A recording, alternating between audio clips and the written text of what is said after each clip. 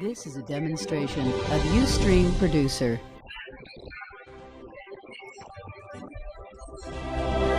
Decíamos que este fin de semana parece que le pusieron el último clavo a el ataúd del PRD, porque se reunió el Consejo Nacional de ese partido este fin de semana.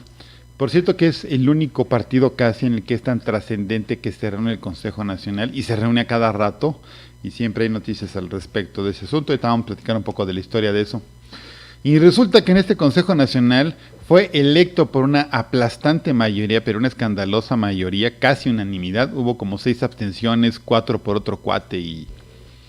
así. Agustín Basabe fue electo presidente del PRD para los próximos 3 años. La cosa es que este señor no era militante del PRD, se acaba de ser militante del PRD hace unas cuantas semanas, porque fueron los chuchos, los que dominan hoy en día el PRD, a buscarlo. Este cuate fue diputado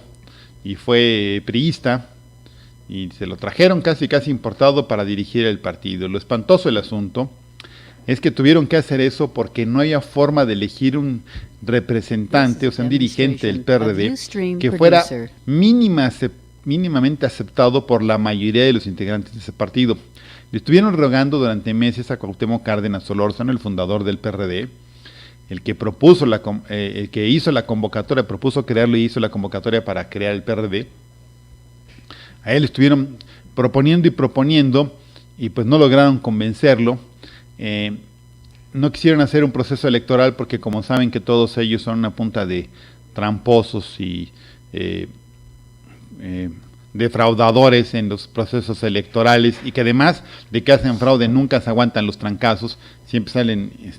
chillando, y además pues resulta que no confían entre sí, no se reconocen valores, no se reconocen experiencias o capacidades entre sí, y pues entonces pues no logran ponerse de acuerdo, y como no se ponen de acuerdo, y lo que temen es que se rompa más el partido, porque recientemente se ha roto con la salida de una gran cantidad de personas que se fueron con Andrés Manuel López Obrador a formar otro partido político que se llama Movimiento de Regeneración Nacional, el famoso Morena. Entonces pues están en una crisis casi terminal, por lo que se ve, y para acelerarla, aparentemente, pues decidieron traerse a un dirigente de otro partido. Pero,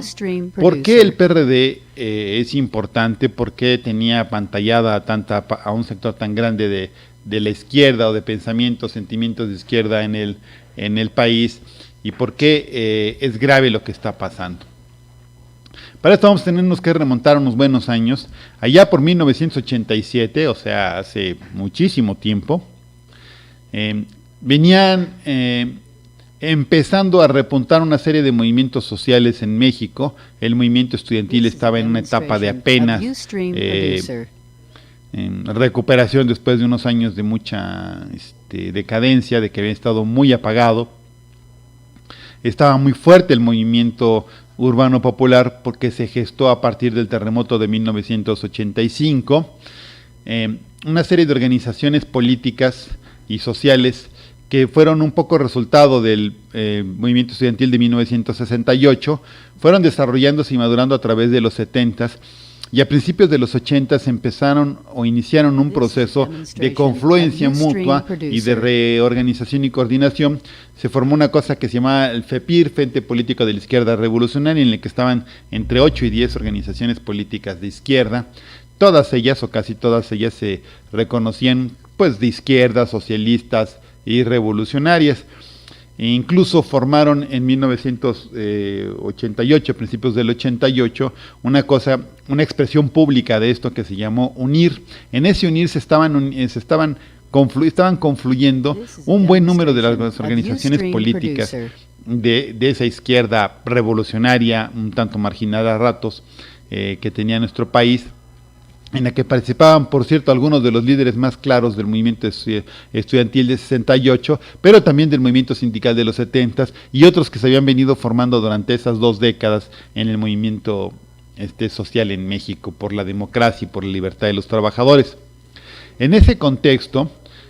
viene el proceso de renovación de la presidencia de la República que iba a ser en junio del 88, y entonces desde el 87 deciden implementar una estrategia de presión. Cuauhtémoc Cárdenas, Porfirio Muñoz Ledo y Ifigenia Martínez a la cabeza de un grupo más amplio,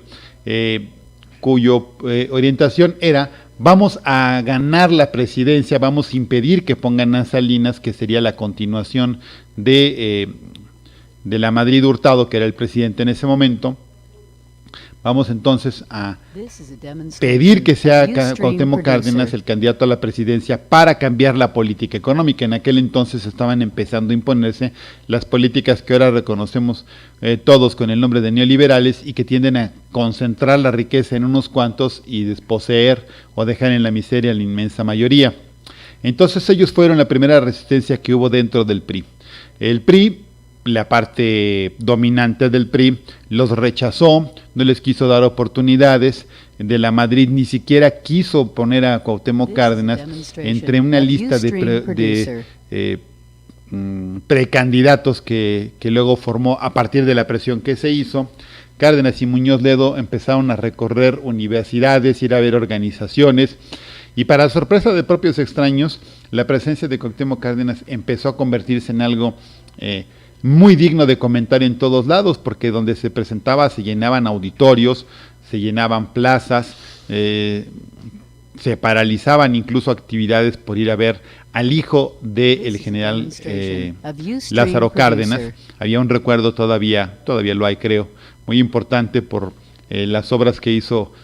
Lázaro Cárdenas. Entonces ir a ver a su hijo y que su hijo estuviera disintiendo del poder central del presidente y de los intentos por imponer a otro tecnócrata, decíamos en aquellos entonces, en la presidencia, pues realmente era muy llamativo. Hicieron para presionar a De la Madrid una marcha que se llamó de las 100 horas, y entonces